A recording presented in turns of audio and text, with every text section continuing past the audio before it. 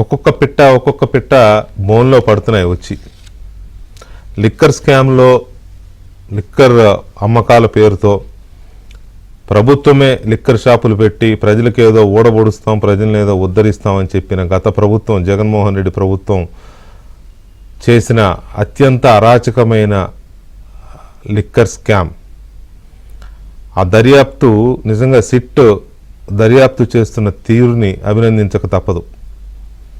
ఇవాళ రెండో ఛార్జ్షీట్ దాఖలు చేసింది సిట్ అధికారులు. 200 పేజీలతో కూడిన ఆ రెండవ ఛార్జ్షీట్ని ఏసీబీ కోర్టులో దాఖలు చేశారు. చాలా విషయాలు, చాలా విషయాలు ఈ 200 పేజీలలో ఆల్మోస్ట్ గుట్టు విప్పేశాయి. ఫైనల్ ఛార్జ్షీట్కి ఇంకా టైం ఉంది. ఫైనల్ ఛార్జ్షీట్ వేసేలోపు ఇంకొకటి కనీసం ఇంకొక ఛార్జ్షీట్ పడే అవకాశం ఉంది. ఆ తర్వాత ఫైనల్ ఛార్జ్షీట్కి వచ్చే అవకాశం ఉంది. అయితే ఇవాళ ఛార్జ్షీట్ చాలా కీలకమైంది. ఎందుకు ఈ ఛార్జ్షీట్ కీలకమైంది అంటే ఇందులో 3 కీలకమైన వ్యక్తులు ఉన్నారు. ఎవరు వాళ్ళు అంటే అప్పటి సీఎంఓ కార్యదర్శి ధనంజయ రెడ్డి ఐఏఎస్ మాజీ, ఆ తర్వాత ముఖ్యమంత్రి OSD Krishna Mohan Reddy and Bharathi Cements ఉద్యోగి భారతిరెడ్డి గారి సలహాదారు లేకపోతే వాటెవర్ బాలాజీ గోవిందప్ప. ఈ 3కి సంబంధించిన ఛార్జ్షీట్ ఇది. ఈ 3 చాలా కీలకమైన వ్యక్తులని ఛార్జ్షీట్ చెప్తోంది. ఈ ఛార్జ్షీట్లో తేల్చేశారు, ఆల్మోస్ట్ తేల్చేశారు బిగ్ బాస్ ఎవరో, అంతిమ లబ్ధిదారు ఎవరో అనేది ఈ ఛార్జ్షీట్ చెప్పకనే చెప్తోంది. ఇక దాని గురించి ముసుగులో గుద్దులాడ అవసరంలా. దాని గురించి అవునా కాదా అని పెద్దగా పీకులాట అవసరంలా. ప్రజలకేం పీకులాట లేదు, లేకపోతే దీని గురించి స్టడీ చేస్తున్న వాళ్ళకి ఏం పీకులాట లేదు. కొద్దో గొప్ప పీకులాట ఏమైనా ఉంటే జగన్మోహన్ రెడ్డి గారికే ఉండాలి. నా దగ్గరికే వస్తుందా అని ఈ ఛార్జ్షీట్ అది క్లారిటీ ఇస్తోంది. జగన్మోహన్ రెడ్డే బిగ్ బాస్ అని, అంతిమ లబ్ధిదారు అని. ఎందుకు అంటే ఈ వ్యక్తులు 3 ఎవరైతే ఇప్పుడు మనం అనుకున్నామో ధనంజయ రెడ్డి, కృష్ణమోహన్ రెడ్డి, ఈ 3లో 2 ప్రధానంగా ధనంజయ రెడ్డి, కృష్ణమోహన్ రెడ్డి ఏమో మద్యం పాలసీ మార్చడం కానీ, లేకపోతే కమిషన్లు ఎలా కొట్టాలి, ఎవరెవరి దగ్గర కొట్టాలి, ఇలాంటి వ్యవహారాలు, దీనికి సంబంధించిన కీలకమైన వ్యవహారాలన్నిటినీ ధనంజయ రెడ్డి, కృష్ణమోహన్ రెడ్డి పర్యవేక్షించారు. అది కూడా బిగ్ బాస్ ఆదేశాల మేరకు, బిగ్ బాస్ సూచనల మేరకు. ఆయన చెప్పినట్టు వీళ్ళిద్దరూ ఆ పాలసీని ఎలా మార్చాలి, ఆ కమిషన్లు ఎక్కడెక్కడికి వెళ్ళాలి, ఇలాంటి వ్యవహారాలను వీళ్ళిద్దరూ చూశారనేది ఛార్జ్షీట్లో చాలా కీలకంగా పేర్కొన్న అంశాలు. ఇక బాలాజీ గోవిందప్ప, ఈ బాలాజీ గోవిందప్ప భారతీ సిమెంట్స్లో డైరెక్టర్గా ఉన్నాడు. ఆయన చాలా కీలకమైన వ్యక్తి. తిమ్మిని పంపించేయడంలో, ఆర్థిక వ్యవహారాల్లో అందివేసిన చెయ్యి. బ్లాక్ని ఎలా వైట్ చేయాలి, వైట్ని ఎలా బ్లాక్ చేయాలి, ఎక్కడి నుంచి ఎక్కడికి మనీని ఎన్రూట్ చేయాలి, వాటిల్లో డబ్బుని ఏ దేశాలకు పంపొచ్చు, మళ్ళీ వాటిని తిరిగి ఇక్కడికి ఎలా తెచ్చుకోవచ్చు. చూస్తున్నాం కదా, డబ్బుని బిస్కెట్ల రూపంలో కొన్నారని, తెచ్చుకున్నారని, అదని ఇదని రకరకాల వార్తలు చూస్తున్నాం కదా. వాటన్నిటికీ సూత్రధారి, సలహాదారుడు, లేకపోతే వాటన్నిటి సృష్టికర్త అన్నీ ఈయనే. ఈ వచ్చిన ముడుపుల్ని ఇచ్చే వాళ్ళ దగ్గర నుంచి ఎలా తీసుకోవాలి, ఏ రూపంలో తీసుకోవాలి, వాటిని ఎక్కడ దాచిపెట్టాలి, వచ్చేదంతా నగదు వస్తుంది కదా, ఆ నగదుని ఎలా వైట్గా మార్చాలి, అంటే నగదుని బ్లాక్గా వస్తుంది కాబట్టి లెక్కల్లో చూపడం తెలియదు కాబట్టి దాన్ని ఎలాగ మళ్ళీ మనం మన అకౌంట్స్లోకి తెచ్చుకోవాలి, లేకపోతే దాన్ని ఎలాగ వైట్ చేసుకోవాలి, అలాగే ఎక్కడ దాచిపెట్టాలి, ఎలా దాచిపెట్టాలి,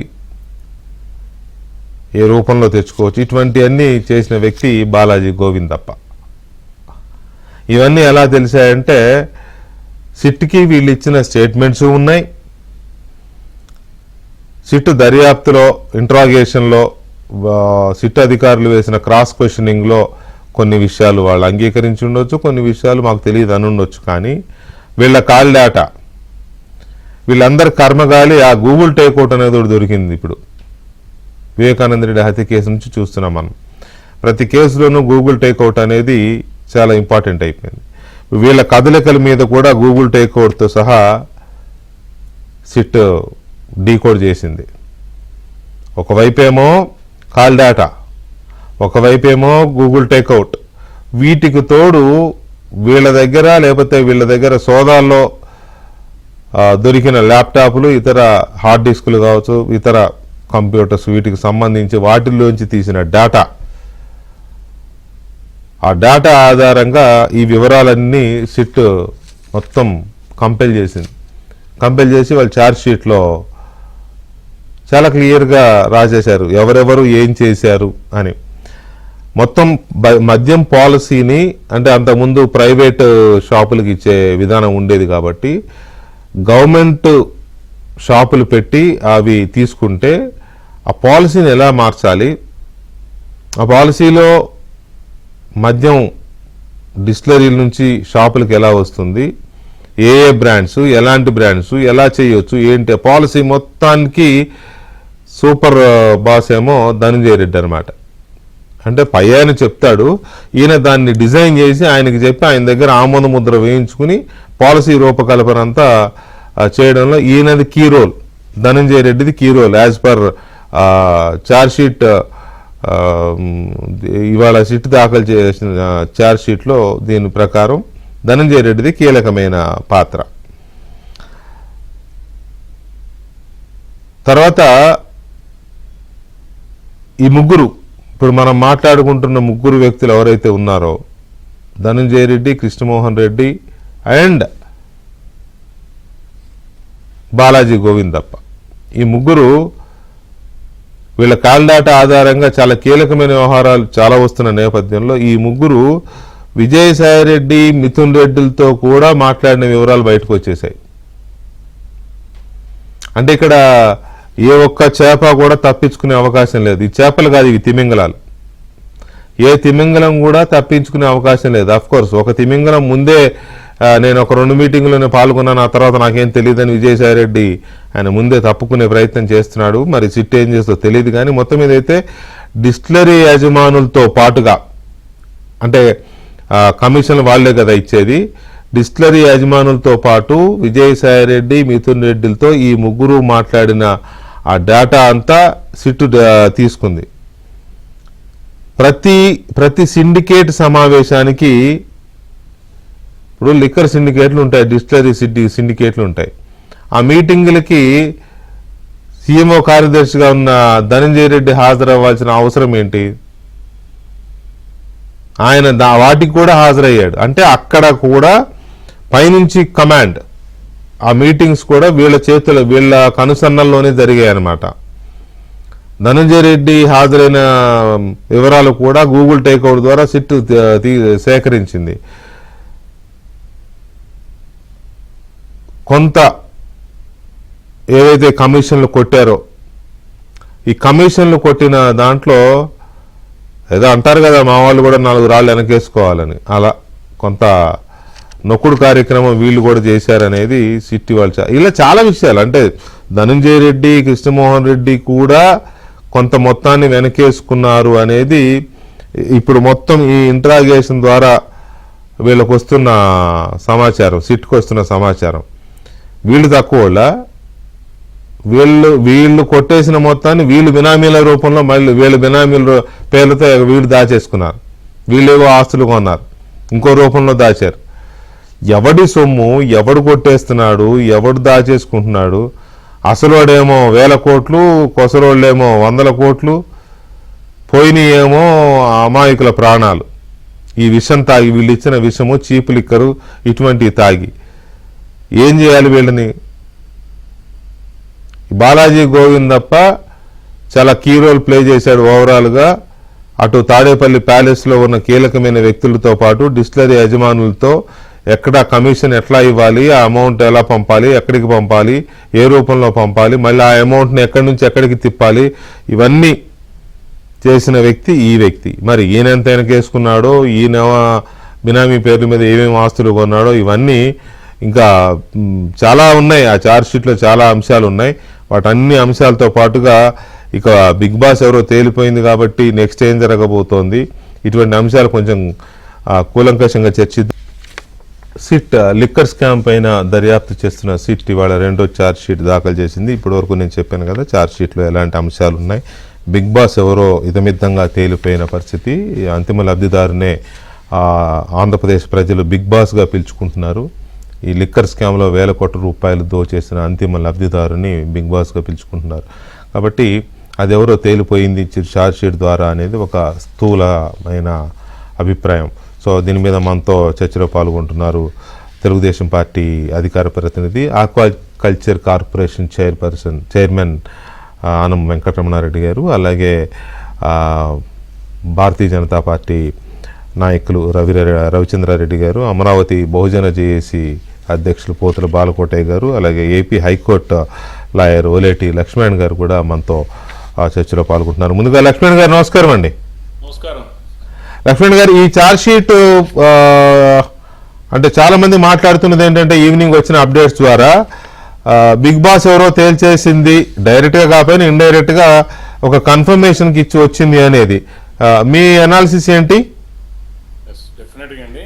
ఇప్పుడు ఎవరైతే వాసుదేవ్ రెడ్డి గారు ఎవరైతే ఉన్నారో ముద్దాయిగా, అతను చేసే ఉద్యోగం నుంచి డిప్యుటేషన్ మీద ఈ రాష్ట్రానికి అతనికి హోదా కల్పించడానికి ఎక్కడి నుంచి కరస్పాండింగ్ జరిగిందంటే అంతా సీఎం ఫేసీలో నుంచి జరిగింది. సీఎం కోరిక మీద జరిగింది. CM is to appointment that person అని చెప్పి టోటల్ కరస్పాండెన్స్ కూడా మేడ్ అవుట్ అయింది. సీఎం పేసీ నుంచే మొత్తం కూడా కరస్పాండింగ్ చేయటం, అప్పుడున్నటువంటి అజయ్ కలం గారి ద్వారా స్వయంగా ఆయనే ఒక లెటర్ రాయటము ఆ రైల్వే డిపార్ట్మెంట్ వాళ్ళకి, దాన్ని అనుసరించి సీఎం గారికి సంబంధించినటువంటి సీఎం పేసీని సీఎం గారు వాస్తు అని క్లియర్ గా దాంట్లో మెన్షన్ చేయడం జరిగింది. డెఫినెట్ గా దీన్ని చూసినట్టయితే డెఫినెట్ గా సీఎం గారికి సంబంధించి అది ప్రీ ప్లాన్డ్ ప్రీ డిజైన్ అనేటువంటి వాస్తవం అనేది బయటపడతా ఉంది. మరి పోయినసారి 16 మంది మీద ఛార్జ్ షీట్ వేశారు, ఇప్పుడు మళ్ళీ 3 మీద ఛార్జ్ షీట్ వేయడం జరిగింది. మొత్తం 19 మంది మీద ఇప్పటి వరకు ఛార్జ్ షీట్ ఫైల్ చేయడం జరిగింది. సుమారుగా 250 మందిని విట్నెస్ ఎగ్జామిన్ చేశారు. మీకు తెలుసు ఎలక్ట్రానిక్ ఎవిడెన్స్ అంతా కూడా అన్ని రూపంలో కూడా కలెక్ట్ చేశారు. గూగుల్ టేక్అవుట్ అనే దీంట్లో ప్రధానంగా మెయిన్ రోల్ వహించిన దాంట్లో మాత్రం సందేహం లేదు. దీనికి సంబంధించి సిట్టు వారు చేసిన టెక్నికల్ గా వాళ్ళు రాగిచ్చినటువంటి ఎవిడెన్స్ ఏదైతుందో, కీలకంగా ఏది చేయాలో చేసిందో దాని వల్ల మనం పూర్తి స్థాయిలో అభినందించాల్సిందే. అయితే ఇక్కడ ప్రధానంగా ఇప్పుడు దాకా మీరు ఎక్స్ప్లెయిన్ చేశారు. ధనంజయ రెడ్డి గారు ఎక్కడి నుంచి ఆపరేషన్ చేశారు, కృష్ణమోహన్ రెడ్డి గారు ఎక్కడి నుంచి ఆపరేషన్ చేశారు, తర్వాత గోవిందప్ప గారికి సంబంధించి ఆయన చేసినటువంటి రోల్ ఏంటో ఇష్టంగా మీరు చూడడం జరిగింది. ఏదైతే సీఎం గారి రోలు ఉంది, ఎక్స్ సీఎం గారి రోలు ఉందని చెప్పడానికి మరి ధనంజయ రెడ్డి గారు అక్కడి నుంచి ఆపరేషన్ చేస్తూ సీఎం గారు చేసే పని కూడా అతనే మీటింగుల్లో వ్యవహరిస్తూ సీఎం గారి ఆదేశాల మీదకే మొత్తం కూడా ఇవన్నీ నిర్వహించాలని చెప్తూ దానికి సంబంధించినటువంటి పాలసీ మార్చడంలో కానీ, ఆపరేషన్ చేయటంలో కానీ, కిక్ బ్యాక్స్ విషయంలో కానీ, ఏదైతే చీప్ లిక్కర్స్ అనే దాన్ని ప్రొక్యూర్ చేయడంలో కానీ, కంపెనీల చేయడంలో మొత్తం కూడా సీఎం పేసీ అనుచరు నుంచి మాత్రమే జరిగింది. దానికి సంబంధించిన కృష్ణమోహన్ రెడ్డి గారు ఈయనతో స్పష్టంగా కూడా దీంట్లో పొందుపరచడం అయింది కనుక సీఎం ఆదేశాల మీద ఇవన్నీ జరిగింది కనుక సీఎం గారి పాత్ర తేట తెల్లవైనటువంటి వాస్తవం. సీఎం గారు ఇలా కాదు రేపు ఫైనల్ ఛార్జ్ షీట్ అయినా సరే ఆయన ముద్దాయిగా మాత్రం 100% ఉంటాడనేది కూడా వాస్తవం. ప్రధానంగా ఈ ఎలిగేషన్స్ చెప్పేటప్పుడు కూడా ఈ ఛార్జ్ షీట్లు కూడా నేనైతే ఛార్జ్ షీట్ ఇంకా బయటికి రాలేదు కానీ మనం చూడలేదు, కొన్ని పాయింట్స్ వచ్చాయి అంతే. పాయింట్స్ వచ్చినాయి. దీంట్లో ఈ ముగ్గురిని ముద్దాయిలుగా చేర్చి సీఎం పేస్ ఏదైతే ఉందంటే ఇల్లీగల్ మనీ మేకింగ్ ఆఫీస్ కింద, ఇల్లీగల్ మనీ మేకింగ్ పోస్ట్ కింద దాన్ని చేసి అక్కడి నుంచి ఆపరేషన్ చేశారని చెప్పేది స్పష్టంగా తెలుస్తుంది. దీంట్లో రెండో థాట్ లేదు, రెండో సందేహం కూడా లేదు. మాజీ ముఖ్యమంత్రి గారు దీంట్లో ప్రధాన ముద్దాయి అవుతాడు, అంతిమ లబ్ధిదారు అవుతాడు. దీనికి సంబంధించినటువంటి ఆయన ఎలక్షన్ ఫండ్స్ కూడా ఇదే డబ్బును ఉపయోగించారు కనుక అప్పుడే కూడా ముద్దాయిగా చేయొచ్చు అతన్ని. కాకపోతే ఏంటంటే సిటీ వాళ్ళు ఇంకా పెక్యూర్ చేసేసి స్ట్రెంథన్ చేయడానికి కేసుని ఈ విధంగా చేసేటువంటి పరిస్థితి కూడా మనకు క్లియర్ గా కనిపిస్తున్నటువంటి అంశం. రైట్. లక్ష్మణ్ గారు ఒక్క నిమిషం. వెంకటరమణారెడ్డి గారు నమస్కారం.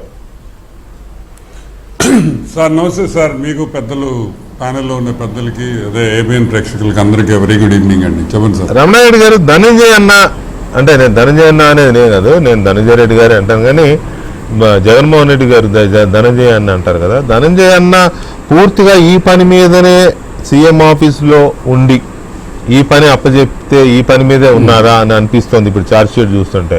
అటు సీఎం ఆఫీసు, ఇటు తాడేపల్లి ఇల్లు రెండూ కూడా పూర్తిగా దీనికోసమే డెడికేట్ అయ్యి పనిచేసినట్టుగా కనిపిస్తుంది కదా.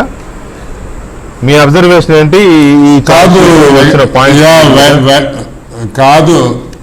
కాదు వెంకటకృష్ణ గారు, ఎక్కడ డబ్బులు ఎక్కువ వస్తాయో అక్కడనే కదా మనం సొంత మనిషిని పెడతాము. ఇప్పుడు క్యాష్ వాళ్ళు పెట్టారు, వాళ్ళు పెడతారండి ఎవరైనా. ఈరోజు జగన్మోహన్ రెడ్డి బాలాజీ గారిని పెట్టాడు. ఎందుకు పెట్టాడు? Is also one of the key players. ఎందుకంటే ఈజ్ ఆల్రెడీ వాళ్ళ సొంత కంపెనీని రిప్రజెంట్ చేస్తున్న వ్యక్తి. సొంత కంపెనీయే కాదు, వాళ్ళ ఫైనాన్షియల్స్ మొత్తం చూసేది బాలాజీ. సో ఈ white to black to white ఈ షెల్ కంపెనీస్ వీళ్ళందరూ దీంట్లో ఆరుతేరిన వ్యక్తులు వీళ్ళందరూ. వాళ్ళు ఎన్నో చేస్తున్నారు, ఇదే ఫస్ట్ టైం కాదు కదా షెల్ కంపెనీస్ పెట్టడం, వాళ్ళకి బాగా అలవాటు. సో నేనేమంటానంటే మీరు ఒక మాట అన్నారు బిగ్ బాస్ అని. అసలు బిగ్ బాస్ ఏందండి? బిగ్ బాస్ లేకపోతే అసలు ఈ స్కామ్ ఎలా జరగద్ది? ఒక్కసారి ఆలోచించండి. నిజమే, బిగ్ బాస్ లేకుండా స్కామ్ జరగదు, కానీ బిగ్ బాస్ జగన్మోహన్ రెడ్డి అని కన్ఫర్మేషన్ ఉండాలి కదా. అది ఛార్జ్ షీట్ చేసినట్టుగా అర్థమవుతోంది అనేది చర్చ. లేదండి,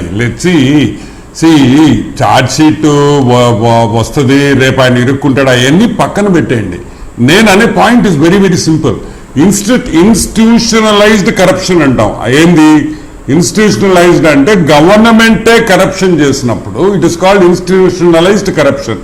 ఇప్పుడు ఇంత లెవెల్ ఆఫ్ స్కామ్ ఒక మాజీ జగన్మోహన్ రెడ్డి ఆ రోజు ఇప్పుడు మాజీ ముఖ్యమంత్రి జగన్మోహన్ రెడ్డికి తెలియకుండా జరిగిందంటే ఎవరు నమ్మరు, ఎందుకంటే జరగలేదు కాబట్టి. ఆన్ దట్ మ్యాగ్నిట్యూడ్ ఇప్పుడు compare to Delhi and AP, Delhi ఎంత? It's only around 2000 crores. ఈడ you're talking about 25,000 crores to 30,000 crores. Yes, ఈ 30,000 crores లో ఎంత ట్రేస్ చేయగలుగుతాం? మనీ ట్రేసింగ్ అనేది చాలా చాలా డిఫికల్ట్. ప్లస్ ఇంకొకటి, ఇక్కడ ఈరోజు సిట్ ఎందుకు లేట్ అవుతుంది? వై ఈజ్ ద డిలే ఎందుకు అవుతుందంటే, నాకు వచ్చిన ఇన్ఫర్మేషన్ ప్రకారం ప్రతి హార్డ్ డిస్క్ నీట్గా సర్ఫేస్ కడిగేశారు, ఈమెయిల్ అకౌంట్స్ రబ్ చేసేసారు, మెయిన్ వాళ్ళ ల్యాప్టాప్స్ అన్ని ఇరేజ్ చేసేసారు, వాళ్ళ సెల్ నంబర్స్ డియాక్టివేట్ చేశారు. అది ఓకే, ఆ సెల్ నంబర్స్ లో మనకి డేటా వచ్చేస్తుంది కాబట్టి that's not an issue. Main issue is all the hard discs. ఎక్కడ కారస్పాండెన్స్ కానీ ఎక్కడ వీళ్ళు డేటా పెడతారో అది మొత్తం సర్ఫేస్ వేసి వాషింగ్ పౌడర్ నిర్మా వేసి కడిగేశారు. కాబట్టి అది ఆ డేటా రికవరీ అనేది ఇట్స్ లిటిల్ డిఫికల్ట్. అది ఫార్సెనిక్ రికవరీ అంటాం. ఈ ఫార్సెనిక్ రికవరీ చేయాలంటే టైం పడుతుంది వీళ్ళకి. సో నేనేమంటానంటే the moment we lost crucial time. ఆ 1 month వీళ్ళు ఎప్పుడు ఇది ఆ రోజే మనం యాక్షన్ తీసుకొని ఉంటే స్టార్టింగ్ లోనే మేబీ ఈ డేటా దొరుకుంటే ఇంకా చాలా ఈజీగా ఉండేది మనకి. బట్ ఎస్, తెలివిగా మొత్తం డేటానంతా డిలీట్ చేశారు కాబట్టి కొంచెం ఆ డేటా రికవరీ చేసి దాన్ని కంపేర్ చేసి ఏ విధంగా సైఫన్ చేశారనేది 100% అందరూ దొరుకుతారు. ఇప్పుడు మీరు ఒకటే ఆలోచించండి, ఈ ధనంజయ రెడ్డి వీళ్ళందరూ అవుట్ సైడ్ పీపుల్. ఈరోజు వైసీపీ పార్టీలో నేను అడిగే ఒకటే సింపుల్ క్వశ్చన్, వైసీపీ పార్టీలో ఆ రోజు ప్రభుత్వంలో ఈ రోజు ఆ పార్టీలో ఉండే కీలక నాయకుల్లో ఎంతమంది ఇన్వాల్వ్ అయ్యారు? దీంట్లో only 3-4 people who Rajakesh Reddy is not a party member, is a family member. మిగతా రాజకేశ్ రెడ్డి, ముప్పిడి అవినాష్ రెడ్డి వీళ్ళంతా బంధువులు ఆయనకి. మిగతా వాళ్ళందరూ ఎవరు? మూతిన్ రెడ్డి, చంద్రగిరి క్యాండిడేట్, ఒక 3-4 తప్పితే భాస్కర్ రెడ్డి. ఇదే మెయిన్ అతనికి ఎవరు ముఖ్యం ఉన్నారో అతని వ్యవహారాలు ఎవరు పార్టీలో చూస్తుండే ఆ 4 వ్యక్తులు తప్పితే మిగతా వాళ్ళు ఎందుకు లేరు? పాయింట్ ఈస్, మనీ దగ్గర ఎప్పుడు కూడా జగన్మోహన్ రెడ్డిని ఎవరు నమ్మడు. అతను చాలా ఇటువంటి అంటే చాలా మీరు అనేది చేశారు ఏంటి కాబట్టి అంటే ఈ మొత్తం అతను- ఎపిసోడ్ లో ఎక్కడా కూడా సజ్జల రామకృష్ణారెడ్డి పేరు రాలేదు అని అంటే మనీ విషయంలో ఆయన మీద నమ్మకం లేదు కాబట్టి ఆయన పెట్టలేదా? 100% కదా. ఇప్పుడు సజ్జల రామకృష్ణారెడ్డి అంత కీ ప్లేయర్ ఆ రోజు గవర్నమెంట్ లో.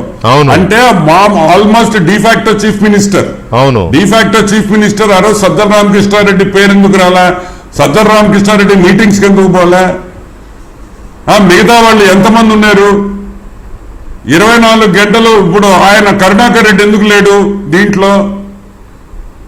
ఉన్నాడంటగా ఇవాళ మీ అధికార ప్రతినిధి పట్టాభిరామ్ గారు చెప్పినాడు తిరుపతి ప్రెస్ మీట్ లో నిన్న. Okay, that has to be proven. ఇప్పుడు కడప వాళ్ళ ఫ్యామిలీ మెంబర్స్ ఎందుకు లేరు? మై పాయింట్ ఎందుకు లేరంటే, నేను ఎందుకు చెప్తున్నానంటే it was a very close operation. ఈ క్లోజ్ ఆపరేషన్ లో మీకు తెలుసో తెలీదో 5 వెహికల్స్ ఏపీ స్టేట్ మొత్తం వైసీపీ ప్రభుత్వంలో క్యాష్ క్యారింగ్ దానికి 5 వెహికల్స్ పెట్టి పోలీస్ ఎస్కార్ట్ తో ఇసుక డబ్బులు, లిక్కర్ డబ్బులు కలెక్షన్ పాయింట్స్ ఉన్నాయి. కలెక్ట్ చేసి ఈ 4 వెహికల్స్ ఏపీ అంతా తిరిగాయి. నేను లాస్ట్ టైం కూడా మీకు చెప్పా. ఈ వెహికల్స్ ఒక 4 వెహికల్స్ పెట్టి డబ్బులు కలెక్ట్ చేశారంటే ఎంత గవర్నమెంట్ సపోర్ట్ లేకపోతే ఇంత అసలు అది కూడా పక్కన పెడతామండి. I ask a simple question. 93,486 crores cash collection అవసరం ఏంది? 93,000 crores క్యాష్ కలెక్షన్ చేశారంటే ఎందుకు చేశారు? ఎందుకంటే దాంట్లో నుంచి డబ్బులు తీయొచ్చు కాబట్టి. మీరు అన్నట్టు అది మొదటి నుంచి ఉన్న మెయిన్ అలిగేషన్ అదే. 98,000 కోట్ల రూపాయల ట్రాన్సాక్షన్స్ ఓన్లీ క్యాష్ ట్రాన్సాక్షన్స్ ఎందుకు జరిగాయి ఈ ఆధునిక యుగంలో అనేది ఒక మొదటి నుంచి ఉంది. కానీ ఇక్కడ సిట్ ఆ దిశగా దర్యాప్తు స్టార్ట్ చేయలేదు. నాకు అంటే సబ్జెక్ట్ టు కరెక్షన్ ఇప్పటి వరకు ఆ దిశగా దర్యాప్తు స్టార్ట్ చేయలేదు. ఇప్పుడు ఎంతసేపు మనం అనుకున్న 35,000 కోట్ల రూపాయలు మీరు అన్న దాని మీద కూడా లేదు. కేవలం 3,500 3,600 కోట్లు కమిషన్లు కొట్టారు అనే దాని మీదనే సిట్ దర్యాప్తు నడుస్తుంది ప్రస్తుతానికి. ఎక్సైజ్ కి రావాల్సిన రెవెన్యూ 35,000 కోట్లు ఎందుకు రాలేదు అనే దిశగా సిట్ దర్యాప్తు ఇంకా అటు వెళ్ళలా. రవిచంద్రారెడ్డి గారు నమస్తే. ఈ రెండవ ఛార్జ్ షీట్ ఇవాళ సిట్ వాళ్ళు వేసిన రెండవ ఛార్జ్ షీటు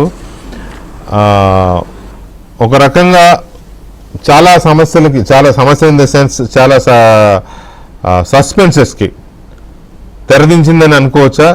ఎందుకంటే ధనంజయ రెడ్డి ఏం చేశాడు, కృష్ణమోహన్ రెడ్డి ఏం చేశాడు, గోవిందప్ప ఏం చేశాడు, ఎవరు చేయమంటే చేశారు, ఇలాంటి పాయింట్స్ బ్రీఫ్గా బయటకు వచ్చాయి. ఛార్జ్షీట్ పూర్తిగా ఇంకా బయటికి రాలేదు. ఆ వచ్చిన పాయింట్స్ ఆధారంగా చూస్తే ఆ బిగ్ బాస్ ఎవరో తేలిపోయినట్టే కదా. సార్ వెంకటేశ్వర గారు నమస్కారం. మీకు, వెంకటరమణారెడ్డి గారికి, బాలకోట గారికి, లక్ష్మీనారాయణ గారికి, ఏబిఎన్ ప్రేక్షకులందరికీ నమస్కారం. సార్ వేగంగా అడుగులు పడుతున్నాయి. అవినీతి అనే ఏదైతే భారీ స్థాయిలో జరిగిందని చెప్తూ వచ్చానో మొదటి నుండి నేను చెప్తూనే ఉన్నా. నేను పార్టీకి రాజీనామా చేసి వచ్చినప్పటి నుంచి చెప్తూనే ఉన్నా. అనేక స్కామ్లు జరిగాయి. దాంట్లో లిక్కర్ స్కామ్ ప్రధానమైన స్కామ్. మిగతా స్కామ్లు ఏవి కూడా తీసిపోని స్కామ్లు. కానీ లిక్కర్ స్కామ్ అంత పరిధి వాటికి లేదు, కానీ పోటాపోటీగా ఉన్నాయి. ముఖ్యంగా ఈ లిక్కర్ స్కామ్కి సంబంధించి మనందరం కూడా 3,500 కోట్లు 3,500 కోట్లు అంటే గత కొన్ని డిబేట్లో నేను చెప్పడం జరిగింది. దాదాపు 35,000 కోట్ల దాకా ఉండే అవకాశం ఉంది అని. ఎందుకంటే ఇక్కడ షాపులన్నీ కూడా ఒక్కరే నడిపినట్టు. ఎవరు నడిపినట్టు? ప్రభుత్వం నడిపినట్టు. ప్రభుత్వం ఎవరు ఉన్నారు హెడ్గా? జగన్మోహన్ రెడ్డి గారు ఉన్నారు. కానీ జగన్మోహన్ రెడ్డి గారు డైరెక్ట్గా యాక్ట్ చేయకుండా ఇక్కడ ఎవరైతే ఈ పేర్లన్నీ ఉన్నాయో ఈ పేర్ల ద్వారా ఆపరేట్ చేశారని విచారణ, అరెస్టులు ఏవైతే జరిగాయో, ఇప్పుడు ధనంజయ రెడ్డి గారు కానీ కృష్ణమోహన్ రెడ్డి గారు కానీ వ్యక్తిగతంగా నాకు మెయిల్ చేసిన వాళ్లే, జగన్మోహన్ రెడ్డి గారితో సహా. కానీ అవినీతి అంశానికి వచ్చినప్పుడు వాళ్ళిద్దరూ కూడా ఒకరు రైట్ హ్యాండ్ ఒకరు లెఫ్ట్ హ్యాండ్. మరి వాళ్ళ పేర్లు ఈరోజు సెకండ్ ఛార్జ్ షీట్లో ప్రధానమైన నిందితులుగా ఆరోపణలతో పాటు సాక్ష్యాధారాలని ఖచ్చితంగా సబ్మిట్ చేస్తున్నాం అని చెప్పి కోర్టుకు నివేదిస్తే, ఒక మనిషికి రైట్ హ్యాండ్ లెఫ్ట్ హ్యాండ్ తప్పు చేస్తే ఆ మనిషికి కూడా ఆటోమేటిక్గా అది ఖచ్చితంగా చుట్టుకునే అంశమే. మన చెయ్యి మనతో మన ఆ చేయైనా ఈ చేయైనా ఏ చేయి తప్పు చేసినా వ్యక్తిగతంగా మనం తప్పు చేసినట్టే ఇరుక్కున్నట్టే. అవును, ఖచ్చితంగా ఇటువంటి సందేహం లేకుండా దీంట్లో పూర్తిగా నెక్స్ట్ ఛార్జ్ షీట్లో ఇవన్నీ కూడా క్రోడీకరించినట్లయితే బిగ్ బాస్ అంటున్నారు కానీ బిగ్ బాస్ కాదు, జగన్మోహన్ రెడ్డి గారి పేరు వచ్చే అవకాశం లేకపోలేదు. క్లియర్. పైగా ఇటువంటి సందర్భంలో పేరు నాని గారు కానీ సజ్జల రామకృష్ణారెడ్డి గారు కానీ జగన్మోహన్ రెడ్డి గారు కానీ ఒక మాట చెప్పాలి ఆంధ్రప్రదేశ్ ప్రజలకి. అంతఃకరణ శుద్ధితో అంతా నిజమే చెప్తున్నా, ₹1 స్కామ్ జరగల, అవినీతి ఆవగింజంతైనా జరగల, అలా జరిగి ఉన్నట్టు నిరూపిస్తే రాజకీయాల నుంచి తప్పుకుంటాం, మా పార్టీని రద్దు చేసుకుంటామని చెప్పండి. చెప్తే వదిలేస్తారా? ఎందుకు చెప్పట్లే? కాదండి, చెప్తే వదిలేస్తారా? అలా చెప్తే అంతం లేదు, కారణం లేదు, శుద్ధి లేదు. కాదండి, అవన్నీ చేసే కదా, అలాంటి ప్రమాణ స్వీకారాలు చేసే కదా ముఖ్యమంత్రులు అయింది, మంత్రులు అయింది. ఇప్పుడు వదిలేస్తే మీరు వదిలేస్తారు దర్యాప్తు చేయకుండా? దర్యాప్తు సార్, శిక్షలు వేరు, శిక్షల పాటికి శిక్షలే. అలా అన్నారు రవీంద్ర, ప్రమాణాలు లేకపోతే ప్రమాణాలు చేయడాలు, దేవుడి మీద ఒట్లు పెట్టడాలు, ఇవన్నీ చాలా చాలా చాలా ఈజీ థింగ్స్. చిన్న పాయింట్ గమనించాలి. ఇలాంటి ప్రమాణం చేసే ధైర్యం కూడా చేయలేకపోతున్నా. అవినీతి జరగలేదని ఎందుకు బల్లగుద్ది చెప్పలేకపోతున్నారు? ఎందుకు చెప్పాలి?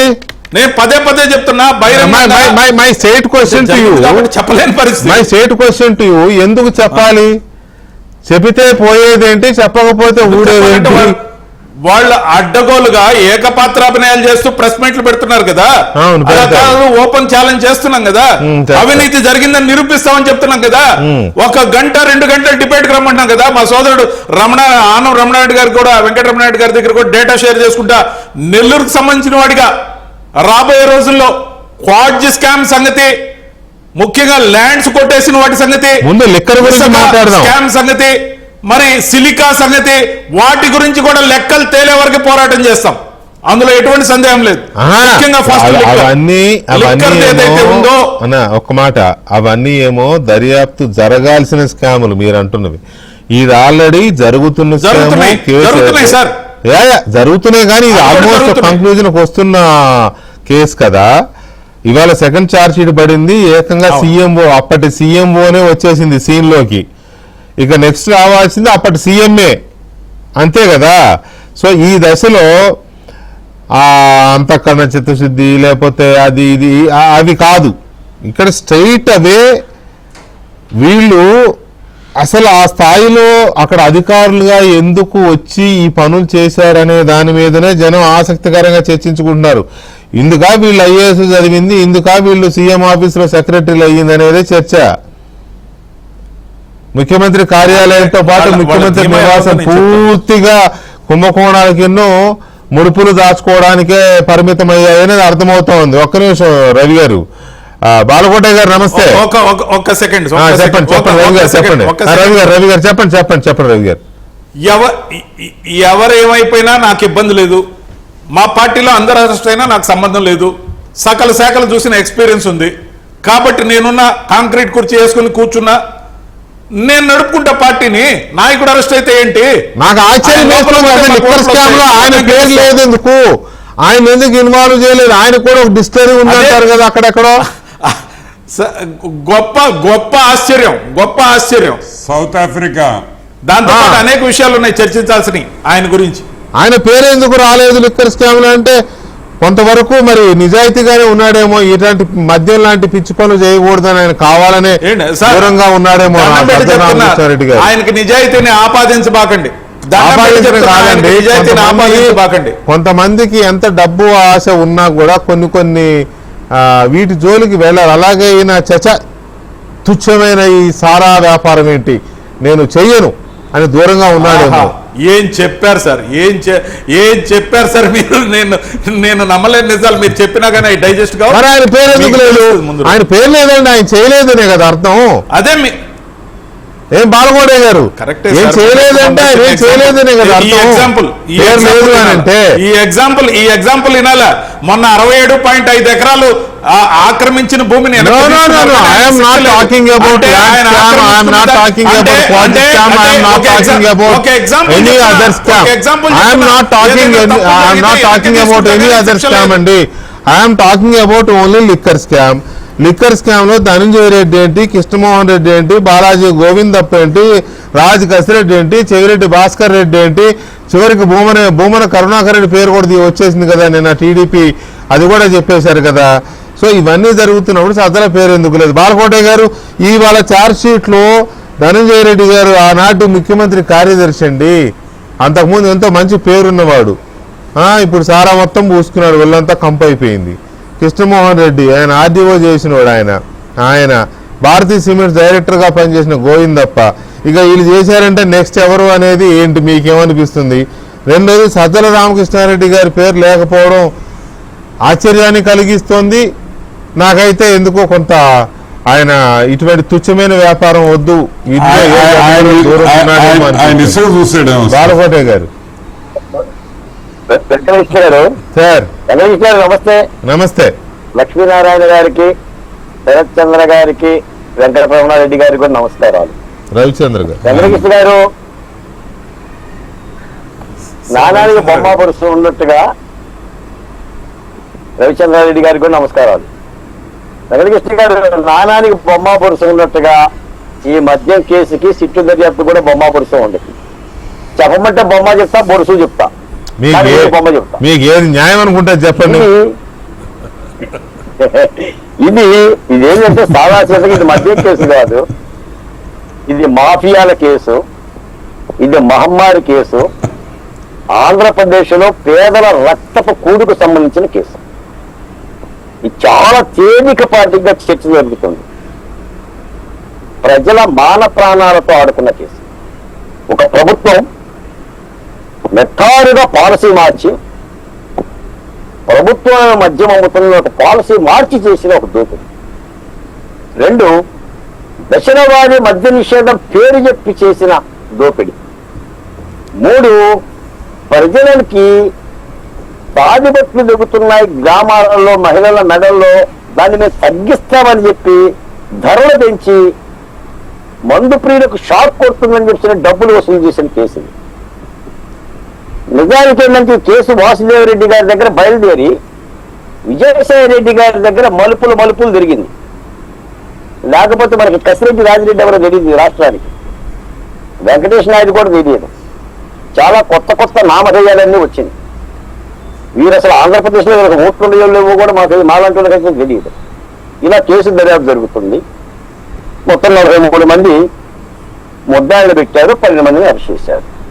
ఇప్పుడు 303 పేజీల ఛార్జ్ షీట్ పెట్టారు, మరో 200 పేజీల ఛార్జ్ షీట్ పెడుతున్నారు. ఈ కేసు క్లైమాక్స్ వరకు మీరు నాకన్నట్టుగా బిగ్ బాస్ వరకు వెళ్ళాలి, వెళ్తుందా వెళ్ళదా, తాడేపల్లి గేటు దాటిన సిట్టు లోపలికి పోతుందా పోదనేది మనం గత నెల రోజుల నుంచి చర్చిస్తున్నాం. ఇప్పుడు బొరుసు దగ్గరకు వస్తా. సిట్టు చెప్పిన దర్యాప్తుల కుంభకోణం కేవలం 3,500 కోట్ల రూపాయలు మాత్రమే. Not 20,000 crores, not 30,000 crores. Purandeswari గారు చెప్పింది లేదక్కడ, ఇప్పుడు వెంకటరమణారెడ్డి గారు చెప్పింది కూడా లేదు. 3,500 కోట్లు. రెండు, ఈ కేసులో కేవలం మిథున్ రెడ్డి దగ్గర అటాచ్మెంట్ చేసిన 62 కోట్ల రూపాయలు తప్ప, లేదా అట్టపెట్టెల్లో ఉన్న 12 కోట్ల రూపాయలు తప్ప డబ్బులు అటాచ్మెంట్ లేదు. డబ్బులు ఎక్కడ పట్టుకుంటుందేమో తెలియదు, ఎందుకంటే ప్రభుత్వంలో నేను లేను కాబట్టి. డబ్బులు అటాచ్మెంట్ లేకుండా, డబ్బులు పట్టుకోకుండా కేసును ఎంతవరకు ముందుకు తీసుకెళ్తుంది సిట్ అనేది కూడా ఆలోచించాలి. మూడు, నిన్న ఈ మద్యం కేసులో బెయిల్ రావటానికి సాక్షాత్తు ఈ ప్రభుత్వంలో ఉన్న అడ్వకేట్ జనరల్ సహాయపడుతున్నారని ఒక ఆరోపణలు వచ్చింది. ఇప్పుడు చివరి పలవలు అవుతుంది. అసలు ప్రభుత్వం సహకరిస్తుంది మద్యం నిందితులకనే వాదన వస్తుంది. వస్తా ఉంటాయండి అవి తెలీదు. వాటి జోలికి అవి అవేవో మెటీరియల్స్. వెంకటకృష్ణ గారు ప్రధానమైన కేసు మహమ్మారి కేసు, జగన్మోహన్ రెడ్డి గారిని అరెస్ట్ చేసే వరకు తీసుకెళ్లే కేసు, ప్రభుత్వంలో కొంతమంది ఈ విధంగా చేస్తుందనే ఆరోపణలు కూడా. అది ఇష్యూ కాదులేండి సార్ బాలకోటయ్య గారు, ఐఎమ్ రిక్వెస్టింగ్ యూ, అది ఇష్యూ కాదు. అవి రకరకాలుగా ఉంటాయి ఇక్కడ. ఏమండి కేసు అది కాదండి, అది కాదు. జగన్మోహన్ రెడ్డిని లేకపోతే ఇంకొకళ్ళని వదిలేయాలనుకుంటే అసలు కేసు ఎందుకు పెడతారు, దర్యాప్తు ఎందుకు పెడతారండి? కాబట్టి ఆ జోలికి వెళ్ళొద్దు మనం. ఇక్కడ చాలా క్లియర్ గా ఛార్జ్ షీట్లో ఏం వేస్తున్నారు, ఛార్జ్ షీట్ లో సీఎంఓ కార్యదర్శి చేశాడు అని అంటే ఒక మాట నా మాట కూడా వినండి దయచేసి. నేను మీ అభిప్రాయాలు నేనేదో తప్పబట్టాలని కాదు, కానీ బయట జరిగే చర్చలన్నింటినీ మనం ఇక్కడ చర్చించలేం కదా.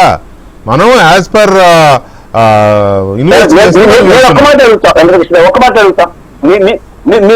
మీ ద్వారా ఈ డిబేట్ లో మనం అందరం కూడా మద్యం నుంచి మాట్లాడుతున్నాం గత 2-3 నెలలుగా. ఒక్క మాట అడుగుతున్నా, ఈ మద్యం కేసులో సిట్టి విచారణ అమౌంట్ ఎంత?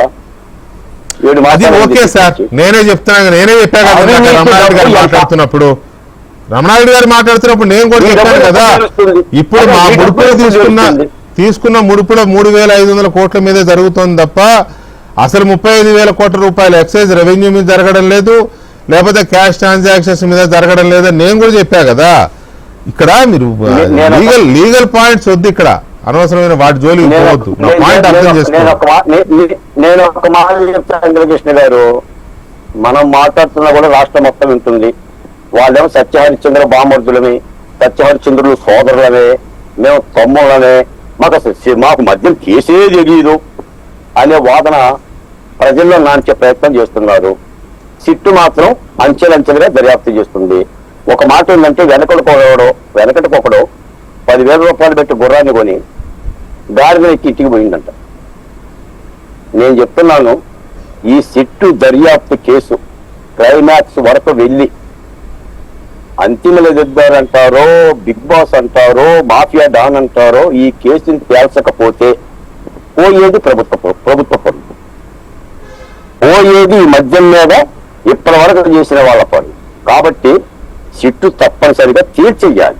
ఇప్పటికి 7 మాసాలైంది. ఇది ఇంతవరకు ఈడీ రంగంలోకి వచ్చిందో లేదో కూడా తెలియటంలా, ఈడీ నోరు ఇప్పిన దాఖలాలు కూడా లేవు. ఇది సాదాసీదా కేసు కాదు. కేంద్ర ప్రభుత్వం ఎందుకు దీని వంక చూడటం లేదో మాలాంటి అడుగుతున్నాం.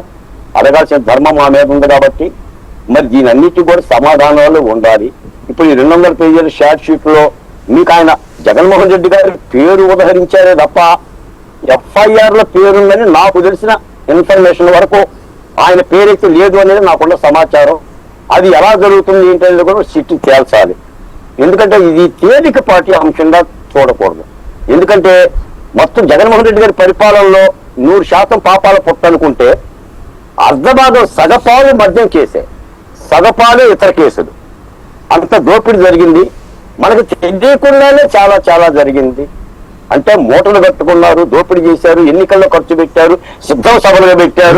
మొదటి ఛార్జ్ షీట్ లో 3-4 చోట్ల జగన్మోహన్ రెడ్డి గారి పేరు ఉన్నది. మొదటి ఛార్జ్ షీట్ లో, ఈ ఛార్జ్ షీట్ లో ఏకంగా అప్పటి ముఖ్యమంత్రి కార్యదర్శి పేరే నిందితుడిగా ఈ ఛార్జ్ షీట్ లో ఉన్నది. జగన్మోహన్ రెడ్డి గారి పేరు లేకపోవడం ఏంటి? పేరు ఉంది.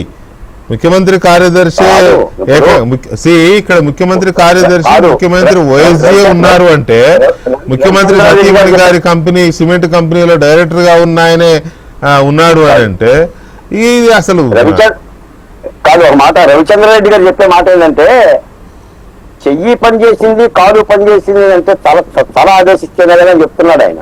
అంతే కదా. అదే మరి కుడి చేయి పని చేసినా ఎడమ చేయి పని చేసినా తల చెప్పాలి కదా, తలలోని మెదడు చెప్పాలి కదా. మా తల చెప్పుకోకుండా వీళ్ళేమో ఆ పనులు చేయరు కదా. కృష్ణమోహన్ రెడ్డి గారికి కానీ, ధనంజయ రెడ్డి కానీ, గోవిందప్ప కానీ.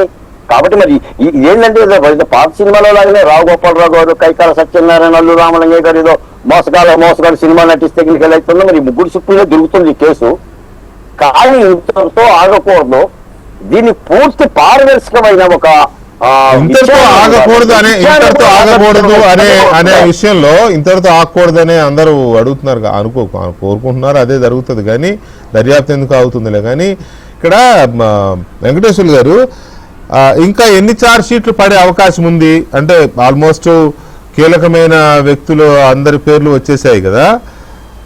నాకు తెలిసి అసలు సూత్రధారి పేరు ఒకటి చెప్తున్నది, అది రావాలి. మరి ఇంకా ఎన్ని ఛార్జ్ షీట్లు పడే అవకాశం ఉంది ఫైనల్ ఛార్జ్ షీట్ కి ముందు? నన్ను అడుగుతున్నారా? మీరే వెంకటేశ్వర గారు. లక్ష్మణ్ గారు. సో కేసు ప్రాసెస్ మనం గమనించినట్లయితే ఇప్పటి వరకు సుమారు 40 మంది అక్యూజ్డ్ చూపించడం జరిగింది. అవును.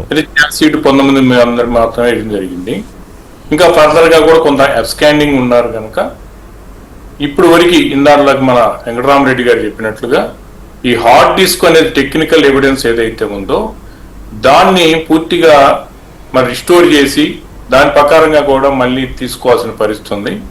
అట్లాగే ఇప్పుడు దాకా మనం చెప్పుకున్న ఇష్యూలో జగన్మోహన్ రెడ్డి గారి పాత్ర ఎప్పుడో క్లారిటీ అయిందండి. ఎట్లా క్లారిటీ అయిందంటే ఆపరేషన్ బిగిన్ కాకముందు, ఆపరేషన్ బిగిన్ అయిన తర్వాత, ఆపరేషన్ బిగిన్ కాకముందు పాలసీ మేకింగ్ కానీ, తర్వాత ఈ అపాయింట్మెంట్స్ అంటే హోదా లేని వ్యక్తిని తీసుకొచ్చి ఎవరు రైల్వే ఉద్యోగులు పనిచేసే వ్యక్తి ఐఏఎస్ ర్యాంకు సంబంధించిన బెవరేజ్ కార్పొరేషన్ కానీ, ఎక్సైజ్ డిపార్ట్మెంట్ కి సంబంధించినటువంటి కమిషనర్ కానీ ఈయన నియమించిన రోజు జరిగినటువంటి అంశంలో సీఎం పేసీ సంబంధించిన కరస్పాండెన్స్ ఏదైతే జరిగిందో సెంట్రల్ గవర్నమెంట్ కి కానీ, తర్వాత పాలసీ మేకింగ్ లో కానీ అన్ని, తర్వాత ఎవరైతే వాసుదేవరెడ్డి గారు ఉన్నారో ఆయన కోరిక మేరకు ఆయన ఎండిగా అపాయింట్మెంట్ అయిన తర్వాత గవర్నమెంటే ఎలాంటి మినిట్స్ ఆఫ్ బుక్స్ లేకపోతే మినిస్ట్రీ యొక్క సంబంధించినటువంటి ఆ సమ్మతి లేకుండా, కేబినెట్ సమ్మతి లేకుండా సీఎం లెవెల్లోనే జరిగిన అంశం అదంతా కూడా అప్పుడే ప్రూవ్ అయ్యింది.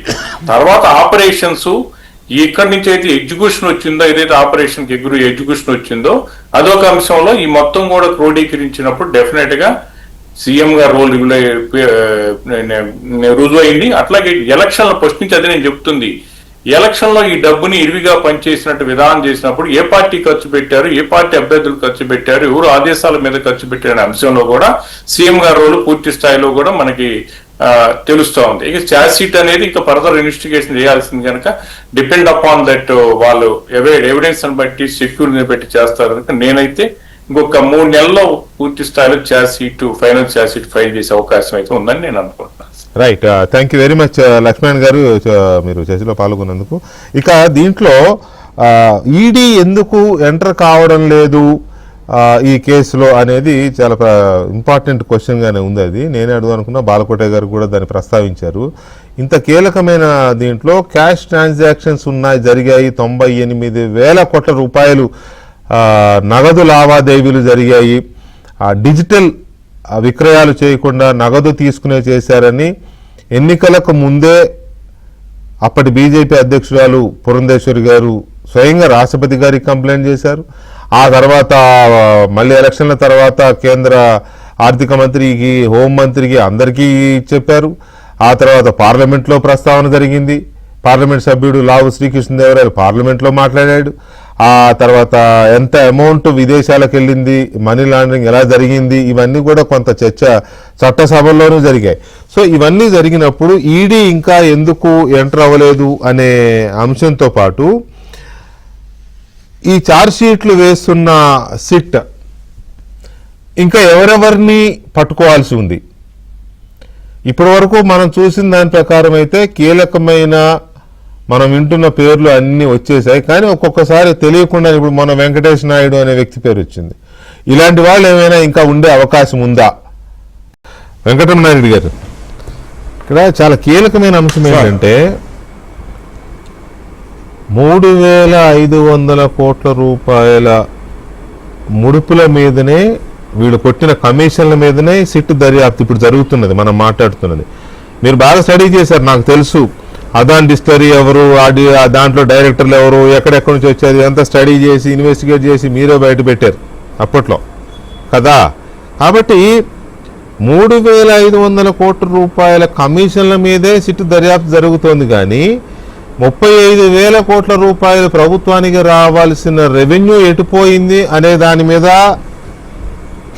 దర్యాప్తు మరి ఇనిషియేట్ చేశారా లేదా అనేది నాకైతే తెలిసి లేదు. తర్వాత 98,000 కోట్ల రూపాయల క్యాష్ ట్రాన్సాక్షన్స్ మీద ఎక్కడ స్టార్ట్ అవ్వలేదు. ఏదో ఈడీ వస్తోంది, అన్ని లిస్ట్ తీసుకుంటోంది అన్నారు. కానీ స్టేట్ గవర్నమెంట్ సైడ్ నుంచి ఏమైనా ఉందా లేదా అది మీరు చెప్పాలి. సో ఇది చాలా స్కోప్ ఉన్న స్కామ్ అండి. ఇది మనీ సంపాదించడానికి చాలా పెద్ద స్కోప్ ఉన్న స్కామ్ ఇది. దీంట్లో ఎందుకు ఆఫ్టర్ ఆల్ ఒక పీనట్, 3,500 కోట్లు అనేది ఒక పీనట్ వీళ్ళు చేసిన దోపిడీతో పోల్చుకుంటే. ఎందుకు అక్కడే ఆగిపోతోంది? వెంకటకృష్ణ గారు, ఫస్ట్ అండ్ ఫార్మోస్ట్ జరగటం లేదు అనడం తప్పు. ఓకే, ఈ స్కామ్ అన్ని విధాలుగా జరుగుతుంది. కానీ సిట్ మొత్తం రెడీ అయిన తర్వాత సిట్కి మనకి తేడా అయింది. సిట్ వచ్చి ఒక ప్రెస్ మీట్ పెట్టి మాట్లాడలేరు. అఫ్ కోర్స్ జగన్మోహన్ రెడ్డి ప్రభుత్వంలో ఆ విధంగా మాట్లాడిచ్చారు, కానీ చంద్రబాబు నాయుడు గారు కానీ ఎన్డీఏ కూటమిలో అటువంటి విషయాలు జరగవు. ఈరోజు సిట్ వచ్చేసి మేము ఇది పట్టుకున్నాం అది పట్టుకున్నామని స్టేట్మెంట్స్ ఇచ్చేదానికి లేదు. Because it is already in కోర్టులో ఉన్నప్పుడు సబ్జుడిస్ అవుతుంది.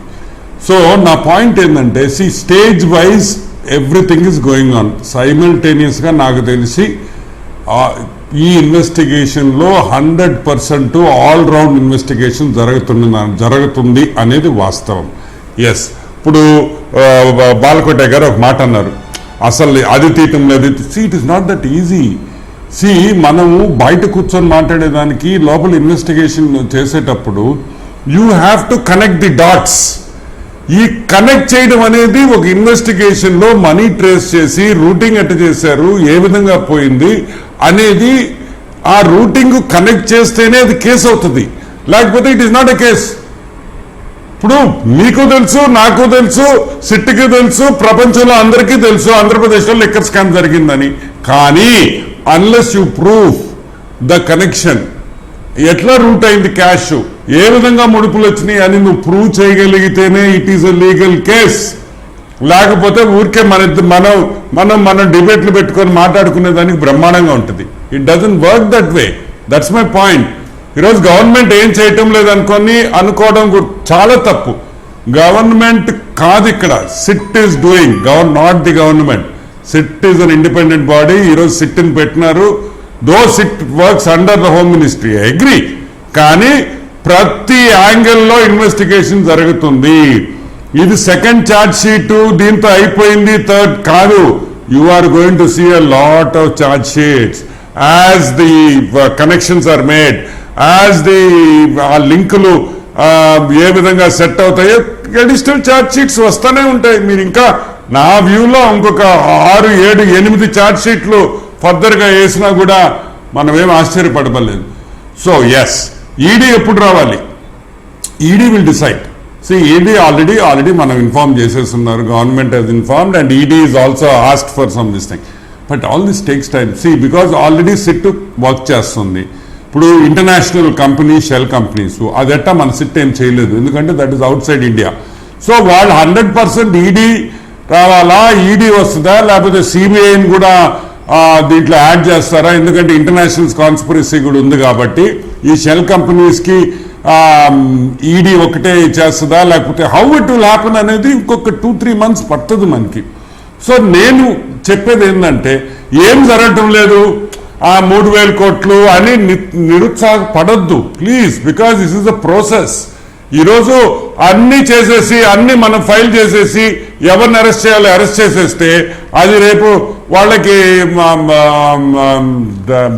1 week లోనో 2 రోజుల్లో బెయిల్ వచ్చేసింది అనుకో, మొత్తం ఫ్లాప్ అయిపోతుంది. సార్ వెంకటరమణారెడ్డి గారు, యు నో వెరీ వెల్, ఇక్కడ 3,000 కోట్లైనా 300 కోట్లైనా 30,000 కోట్లైనా 3 లక్షల కోట్లైనా దొంగే. మీకు ఢిల్లీ లిక్కర్ స్కామ్ లో దొరికింది 130 కోట్లే. ఫైనల్ గా 2,000 కోట్లు అనేది ఓవరాల్ పాలసీ ఇంప్లిమెంట్ అయితే వచ్చే మొత్తం అది. కానీ వీళ్ళ మధ్య జరిగిన మనీ ట్రయల్ 130 కోట్లే. ఢిల్లీ లిక్కర్ స్కామ్ లో 130 కోట్లకి ఎంతమంది జైలుకి వెళ్ళారు, ముఖ్యమంత్రులు, ఉప ముఖ్యమంత్రులు, ఎమ్మెల్సీలు, ఎంపీలు, మీ నెల్లూరులో కూడా ఉన్నారు కదా. సో ఇంతమంది ఉన్నారు. సో అందువల్ల నేను అనేది ఈ 3,500 కోట్లదేదో చిన్నది అని కాదు, కానీ 1,00,000 కోట్ల రూపాయల క్యాష్ ట్రాన్సాక్షన్ 35,000 కోట్ల రూపాయల ఎక్సైజ్ ఆదాయాన్ని కొట్టేసిన దాంతో పోల్చుకున్నప్పుడు ఇది చిన్నది. అది నేను అన్న పాయింట్. అది అయితే దర్యాప్తు చేయడం లేదు, సిట్ దర్యాప్తు చేయడం లేదు అని నేను ఎందుకు అనాల్సి వచ్చిందంటే, ఇప్పటి వరకు ఉన్న సమాచారం మేరకు, అది కూడా ఐఎమ్ నాట్ ఒక కంక్లూడింగ్ దట్ నేను కంక్లూజన్కి రాలేదు కానీ ఓకే ఐ అగ్రీ. ఇప్పటి వరకు వచ్చిన సమాచారం ప్రకారం మామూలు ఎంత మాట్లాడారు, ముందు 12% అన్నారు, తర్వాత 20% అన్నారు, డిస్టరీల యజమానులతో ఎవరు డీల్ చేశారు, కమిషన్ల పర్సంటేజ్ ఎవరు డీల్ చేశారు, ఎవరు ఫిక్స్ చేశారు, ఆ డబ్బులు వాళ్ళు ఎలా తీసుకొచ్చి ఇచ్చారు, బట్టల షాప్ వాళ్ళతో బట్టలకి ఇచ్చి తీసుకొచ్చారు, లేకపోతే బంగారం బిస్కెట్లు తీసుకొచ్చి ఇచ్చారు, అంటే ఎంతసేపు కమిషన్లు ఎలా ఇచ్చారు అనే దాని చుట్టూనే దర్యాప్తు జరుగుతోంది. కానీ ఎక్సైజ్ ఆదాయానికి ఖజానాకి అంటే ట్రెజరీకి రావాల్సిన రెవెన్యూ ఎక్కడ పోయింది అనే దిశగా ఎక్కడా రాలేదు ఇప్పటి వరకు. బడ్జెట్లోకి రాకుండా పోయిన రెవెన్యూ గురించి ఎక్కడా చర్చకు రాలేదు ఇప్పటి వరకు. You know very well as educated man, right? ఆ చర్చ రాలేదు కాబట్టి ఈ దర్యాప్తు అటు ఇంకా ఆ దిశగా వెళ్ళలేదేమో నేను అనుకున్నా. ఒక ఇన్నోసెంట్ మ్యాన్ ఏమంటానంటే ఓకే నేనేమంటానంటే వెంకటకృష్ణ గారు సిట్ డైలీ రిపోర్ట్స్ రిలీజ్ చేయలేదు. అండ్ ఇంకొకటి an element of surprise. ఇప్పుడు మనం ఇంట్రాగేషన్ చేసేటప్పుడు ఇప్పుడు వెంకటకృష్ణ గారు నాకు చెప్పింది ఆన వెంకటరమణారెడ్డికి చెప్పరు అట్లా. సో అవన్నీ బయటకు వచ్చేసి మేము ఈ విధంగా చేస్తున్నాము అని చెప్పేస్తే ఇంకా వాళ్ళని సస్పెక్ట్స్ని ఇంట్రాగేట్ చేసేటప్పుడు ఆల్రెడీ ఇప్పుడు ఏమంటున్నారు, నాకు తెలియదు, నేను లేను, నాకు గుర్తులేదు, అయ్యే మాటలు వస్తాయి. సో చాలా వరకు సిట్ కూడా ది కెనాట్ రివీల్ కదా బయటకు.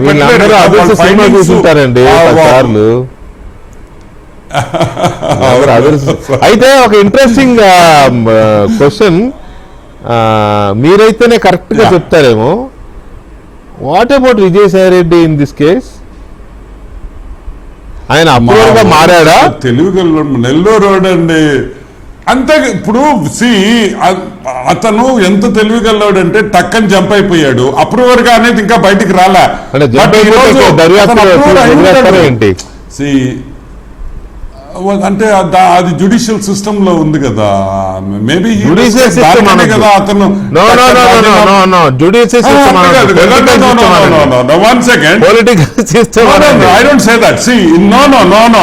వరల్డ్ ఓవర్ ప్రపంచంలో ఎక్కడికి పోయినా మీకు when there is a scam of big magnitude you will have approvers. ఇప్పుడు అప్రూవర్స్ దగ్గర నుంచి వచ్చే ఇన్ఫర్మేషన్ తో of course Vijayasai Reddy escape అవుతాడా లేదా అనేది విషయం నేను చెప్పలేను. కానీ నేను మీటింగ్ లో ఉన్నానని చెప్తే దాని అర్థమైంది అంటే నేను కూడా దీంట్లో భాగస్వామ్యం ఉండాననే కదా విజయసాయి రెడ్డి చెప్తున్నాడు. ఎవరైనా ఆ మాట చెప్పారా? Why only Vijayasai Reddy? That is the point. ఇక్కడ మీరు అర్థం చేసుకోవాల్సిన పాయింట్ అది ఒక్కటే. Only Vijayasai Reddy has said నేను ఉన్నప్పుడే లిక్కర్ స్కామ్ గురించి డిస్కషన్ జరిగింది అని విజయసాయి రెడ్డి ఓపెన్ స్టేట్మెంట్ లో ట్విట్టర్ లో కూడా ఆయన అన్నాడు. నేను అది విన్నాను అని నేను చెప్తున్నా. కాకపోతే ఎక్కడ దర్యాప్తులో కేసులో లేని వాళ్ళు అంటే వాళ్ళందరూ తర్వాత వచ్చి తీసుకొచ్చి అరెస్ట్ చేస్తున్నారు, జైల్లోకి పంపిస్తున్నారు కదా. అసలు నేను ఉన్నానంత అనంతరం తానే చెప్పిన వాడు ఎక్కడ అనేది నా పాయింట్. ఆయన అఫీషియల్ కాదు అఫీషియల్ గా మ్యాజిస్ట్రేట్ ముందు 164 స్టేట్మెంట్ ఇచ్చి అప్రూవల్ గా మారాడా అంటే అది జరగలేదు. సిట్ విచారణకు 3 సార్లు 4 సార్లు నోటీసులు ఇస్తే వచ్చి అటెండ్ అయ్యాడు. మొన్న ఎప్పుడో నాకు పనుంది రాలేనన్నాడు కాబట్టి అటు విచారణకి రాలేదు. సో ఏంటిది ఈ మిస్టరీ? సరే మీరందరూ ఒకటి గుర్తుపెట్టుకోవాలి. మీరందరూ ఒకటి గుర్తుపెట్టుకోవాలి. Don't be Heist makes waste అంటారు ఇంగ్లీష్ లో. సో హేస్టీనెస్ వద్దు, తొందరపాటుతనం వద్దు. అందరూ తప్పు చేసిన వాళ్ళందరూ నేను డబ్బు పోయిందని కూడా బాధపడటంలా. డబ్బు వస్తుంటది కావాలంటే రేపు సంపాదించుకుంటాం. That is not the point. వేల మంది చచ్చిపోయారు, వాళ్ళకి మనం న్యాయం చేయాలి. అది ఇంపార్టెంట్. ఈరోజు that is the most important point. అది డబ్బులు వాళ్ళు తిన్నారు, వాళ్ళకి అలవాటే, మనం ఏం చేయలేం దానికి. కానీ 100% న్యాయం జరగద్దని నాకైతే నమ్మకం ఉంది. న్యాయం ఎవరికి? చనిపోయిన వాళ్ళకి. ఈరోజు రెడ్ బుక్ రాజ్యాంగమో కక్ష అవసరమేంది? ఆ ఫస్ట్ నుంచి మనం చెప్తున్నాం మీరు తప్పు చేస్తున్నారు, జాగ్రత్త అని కాషన్ చేశాం. ఇన్లా ఈరోజు అందరూ పోవాల్సిందే కదా జైలుకి. ఎవడు ఎస్కేప్ కాడు. There is no big boss, small boss here. Involve అయిన ప్రతి ఒక్కడు లోపలికి పోతాడు.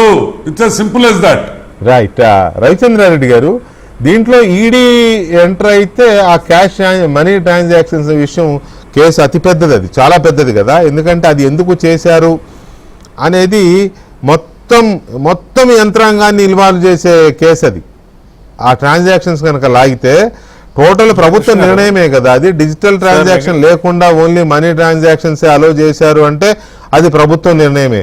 చేసినోడు చేయించినోడు మొత్తం అందరూ వచ్చేస్తారు ఆ దీంట్లోకి, ఆ డొమైన్లోకి. సో దాంట్లోకి రావాలి అని అంటే అది ఈడీ వస్తేనే అవుతుంది అనేది చాలా మంది మాట్లాడుతున్నారు. ఆల్రెడీ ఈడీ కొన్ని వివరాలు తీసుకుంది సిట్ దగ్గర అని చెప్తున్నారు. ఏంటి దీని మీద మీ అబ్జర్వేషన్ ఏంటి, మీకున్న information as BJP spokes person? Venkatakrishna గారు, ఈడీ ఖచ్చితంగా కూడా ఆల్మోస్ట్ ఎంటర్ అయింది. ఇంకా తీవ్రంగా విచారణ జరిగే అవకాశం ఉంది. ఈడీ ఎంటర్ కాకుండా ఉండే అవకాశమే లేదు. కాకపోతే ఏ పార్ట్ ఆఫ్ టైంలో ఎక్కువ ఫోర్స్తో దర్యాప్తు జరుగుతుంది అనేది మాత్రమే మనం చూడాలి.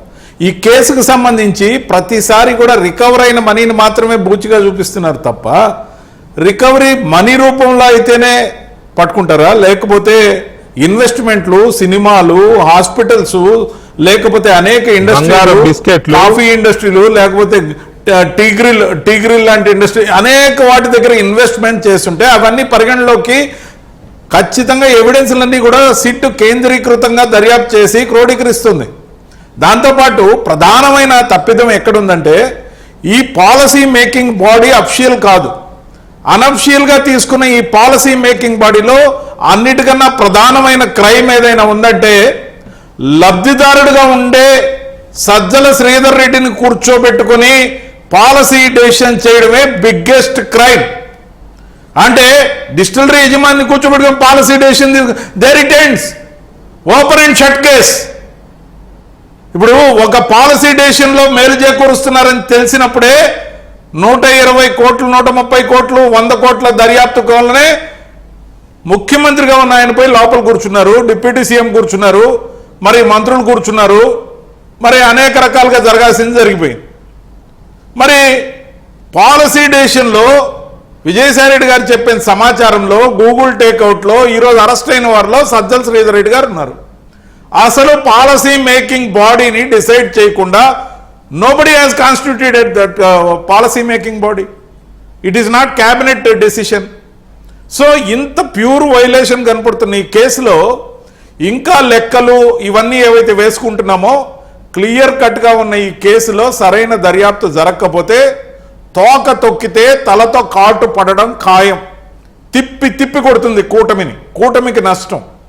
కాబట్టి ఆ నష్టం కూటమికి జరగకూడదని నేను కోరుకుంటున్నాను. రైట్, బాలకోటయ్య గారు, కూటమికి నష్టం జరగకుండా ఉండాలి. ఇంకా చాలా ఉన్నాయి, ఇది ఒకటే కాదు. దీని తర్వాత క్వాజ్ మైనింగ్ స్కామ్ ఉంది, శాండ్ స్కామ్ ఉంది,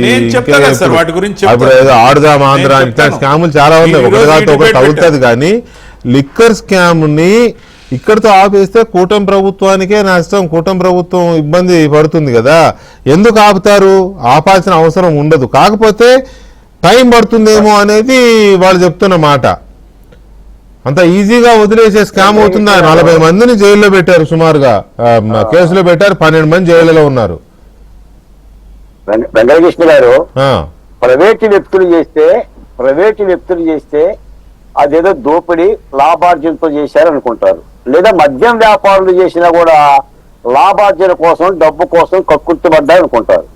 కానీ ఇక్కడ సాక్షాత్తు ప్రభుత్వంలోని ప్రజాప్రతినిధులు, ప్రభుత్వంలోని అధికారులు చేసిన మద్యం కేసు కాబట్టే ఇన్ని ప్రశ్నలు, లేకపోతే ఇన్ని ప్రశ్నలు ఉండవు. నేను ఒక మాట మీకు చెప్తా. ధర్మం రక్షితే రక్షిత. నువ్వు ధర్మాన్ని కాపాడితే ఆ ధర్మం నిన్ను కాపాడుతుందని అంటారు. కొత్త మాట ఒకటి ఉన్నారు వెంకటకృష్ణ గారు, అధర్మం రక్షితే అధర్మం రక్షిత. నువ్వు అధర్మాన్ని కాపాడితే అధర్మం కూడా నేను రక్షిస్తుంది. నాకు తెలిసి ఈ విచారణ పర్వం చుట్టూ ధనరాశులు మూసుకుంటున్నాయి. ధనరాశులతోనే మద్యం నిందితులు బేరసారాలు ఆడుతున్నారనే ఆరోపణలు వస్తున్నాయి. కాబట్టి ఇవి ప్రశ్నలు వస్తున్నాయి. కాబట్టి ఇప్పుడు మీకు ఒక మాట చెప్తా, మిత్రులు చెప్తున్నారు. నాకు తెలిసి అయితే ఆంధ్రప్రదేశ్ లో సిట్ ఇప్పటి వరకు ఎంటర్ కాలా, సిబిఐ ఎంటర్ కాలా, ఈడీ అయితే ఎంటర్ కాలా, సిబిఐ ఎంటర్ కాలా. కేవలం రాష్ట్ర ప్రభుత్వానికి సంబంధించిన సిట్ ఈ విచారణ పర్వం చేస్తుంది. అక్కడ నేరస్తురామంటున్నారు, అవినీతి ఆరోపణలు ఎదుర్కొన్న వాళ్ళు ఏమంటున్నారు, అసలు మద్యంలో అవినీతి జరగలేదు, కూటమి ప్రభుత్వం మద్యం అవినీతికి పాల్పడింది. సిట్టి మీద ఎంత దాడి చేస్తున్నారు? ఇప్పుడు అవన్నీ కూడా ప్రజల్లో తెలుస్తున్నాయి కదా. మరి సిట్ ఎక్కడ చర్యలు తీసుకుంటుంది? సిట్టికి పేరు పెడుతున్నారు కదా, సిట్టు కథలే బేతాల కథలు అంటున్నారు కదా, సిట్ అధికారుల మీద నిందలేస్తున్నారు కదా. మరి ఇదంతా ప్రశ్న బాబా. ఇప్పుడు మన వెంకటరమణారెడ్డి గారు చెప్తున్నారు, తొందరపడద్దు, వేసి చాలా సాఫీగా సాగుతుంది అని. నేను ఒక మాట చెప్తున్నాండి, సూచించినా అదే, చూడకుండా చించినా అదే. చంద్రబాబు నాయుడు గారు లోపలేసేటప్పుడు జగన్మోహన్ రెడ్డి గారు ఇన్నేం ఆలోచించరా. నేను లండన్ పోయినప్పుడు ఎత్తేసారు పోలీసులు అని చెప్పాడు ఒకే ఒక మాట. అందరూ చాలా మంది అనుకున్నారు మన చంద్రబాబు నాయుడు గారు 5-6 రోజులు సింగపూర్ వెళ్తే ఇప్పుడు కూడా అలాగే చేస్తారేమో అనుకున్నారు. కానీ ఇక్కడ ఉన్నది చంద్రబాబు నాయుడు గారు, అలా చేయడం కుదరదు. ఆశ దోష అప్పలో అంత ఆశలు లేవండి. చంద్రబాబు నాయుడు గారు అలా ఇదిగా ఉండదు కదా జగన్మోహన్ రెడ్డి. అందుకని సార్ ఏదేమైనా సరే ఇంత భారీ మద్యం కేసుకు సంబంధించి విచారణ జరుగుతుంది కాబట్టి సిట్టు అప్రమత్తంగా ఉండాలి, క్లైమాక్స్ రసకందాయంగా ఉండాలి. ఇప్పుడు నీకు క్లైమాక్స్ బాగోపోతే సినిమా ఆడదు. నువ్వు సినిమా ఎంత తీసినా నిర్మాతకి నష్టమే, డైరెక్టర్కి నష్టమే, హీరోకి నష్టమే, హీరోయిన్కి నష్టమే. సినిమా ఆడాలంటే క్లైమాక్స్ బాగుండాలి, క్లైమాక్స్ కథ మొత్తానికి కూడా అందంగా ఉండాలి. ఆ పని ఏదో సిట్టు త్వరితగతిగా చెయ్యాలి.